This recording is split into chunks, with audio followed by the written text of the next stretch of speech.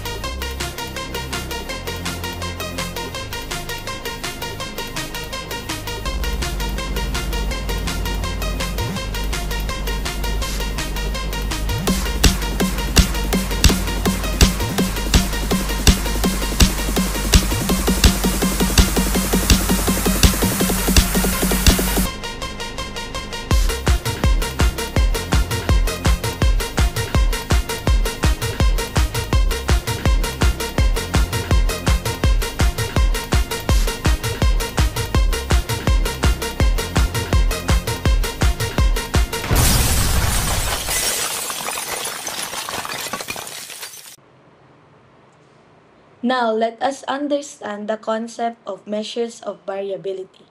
Measures of variability refers to statistical tools that show how spread out or dispersed the data values are in a dataset. If the variability is small, the data points are close together or more consistent. If the variability is large, the data points are spread out or less consistent. So, measures of variability is commonly used among statisticians to analyze, compare, and interpret data more accurately, ensuring their conclusions are reliable and meaningful.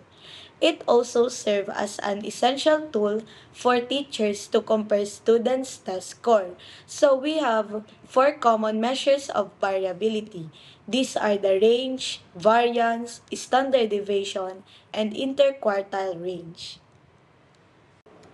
To gain a deeper understanding of this concept, let's take this further by solving the measures of variability of an ungrouped data. When we say ungrouped data, these are presented as raw, individual values exactly as we collected them without any predefined groups. So here are the other examples of ungrouped data. The numbers of pets owned by each household in a survey, ages of people attending an event, the height in centimeter of 8 students in a class, and a list of customer satisfaction scores on the scale of 1 to 5.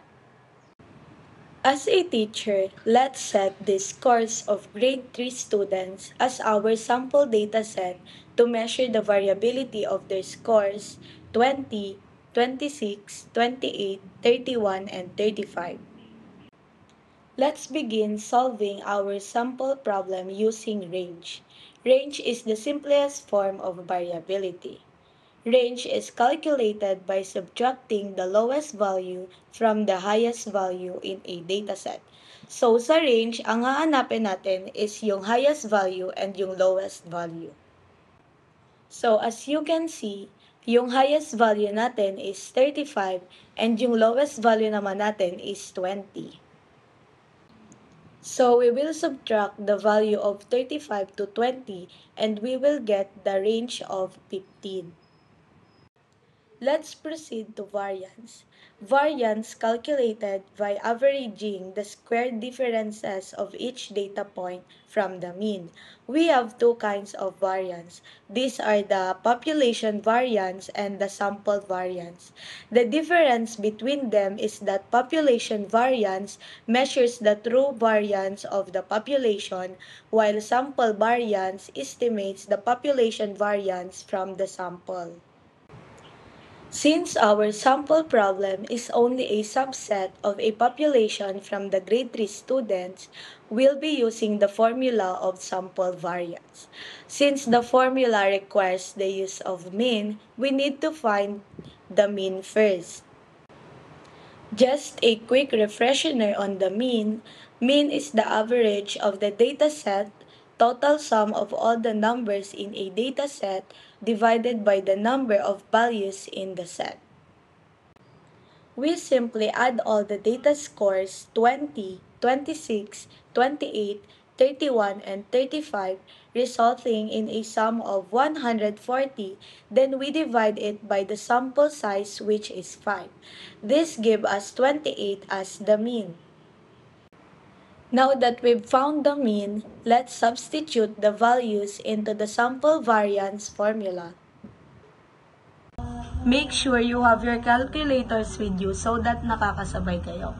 Let's begin solving for the variance with a data score of 20.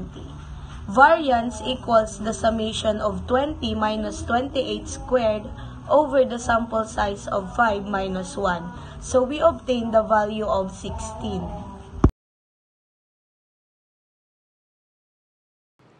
Thus we got the variance of 16 for the data score of 20. We will do the same thing for the rest of values.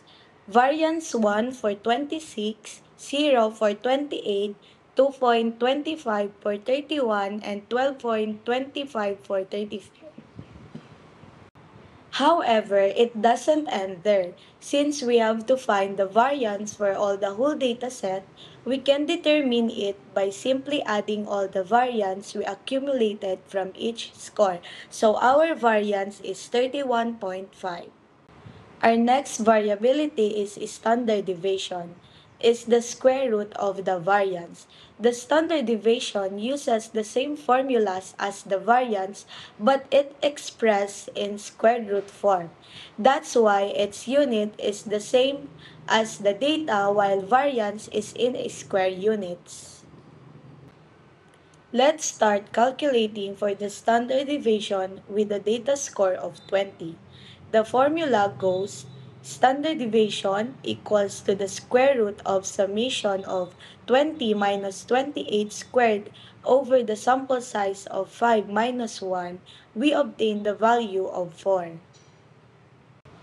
We got the standard deviation of 4 for the data score of 20.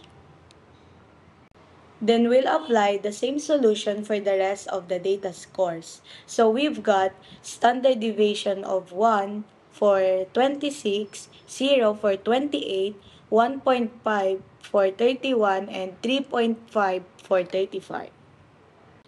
Same as we did for variance, we must add all the standard deviations we calculated to get the standard deviation of the dataset. So our standard deviation is 10.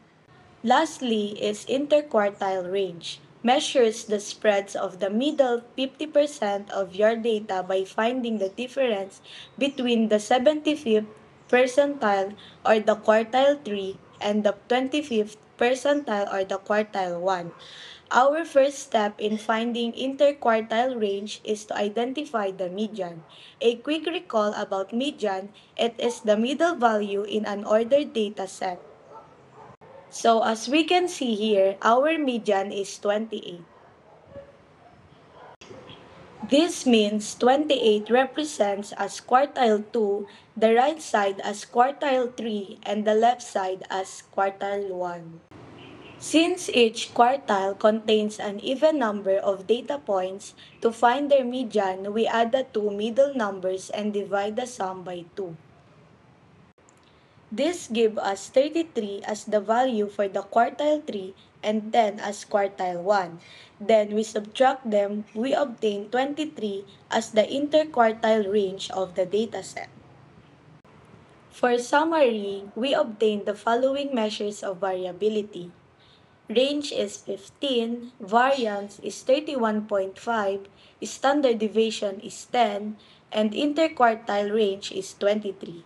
This implies that the data is fairly spread out. The values were not consistent, there were gaps, the scores quite differ from the mean, showing noticeable variability in the values.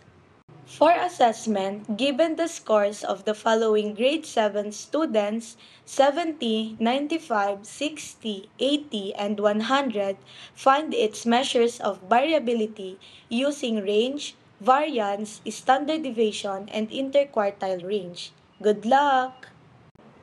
For your reflection, why do you think understanding measures of variability can help you as a future education teacher? Thank you for watching. Again, it's Kim Joyce Rito. Bye-bye!